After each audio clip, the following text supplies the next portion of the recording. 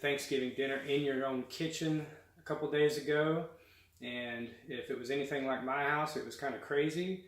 All the appliances were being used. I was getting kicked out of my oven by my sisters.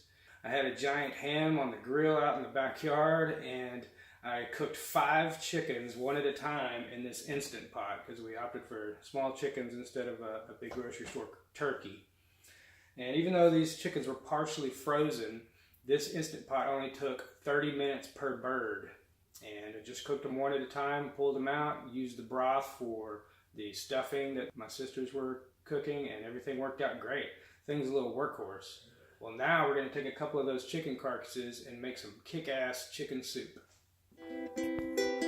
Now, once you got all your ingredients ready to go, I'm going to put the carcass into the Instant Pot. Vegetables, garlic. Keep in mind, I picked all the meat off of the carcass, and it's over here to save to add later. Salt and pepper, some cilantro, and the recipe I'm following says to just cover it with water.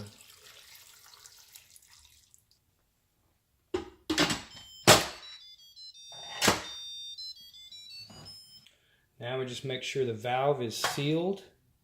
We hit pressure cook and we bump our time up. I'm not in a hurry, so I'm going to go ahead and set it for an hour. I say the longer you do this, the better the flavor will be.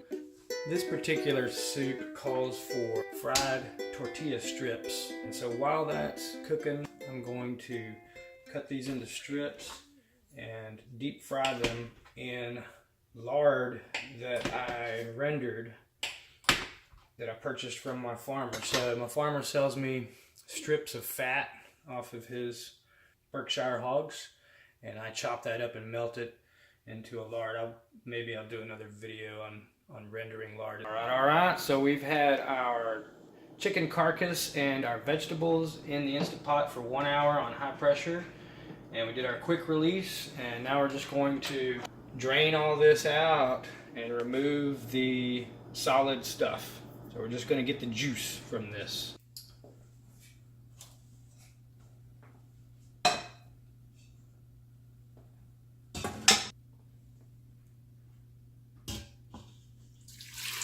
Now that the stock is made, we've put it back into the Instant Pot, and we're going to add in our chicken, cilantro, tomatoes, and I'm adding in some big chunks of potatoes, and I'm hoping that that works out well. My kids like potatoes, so.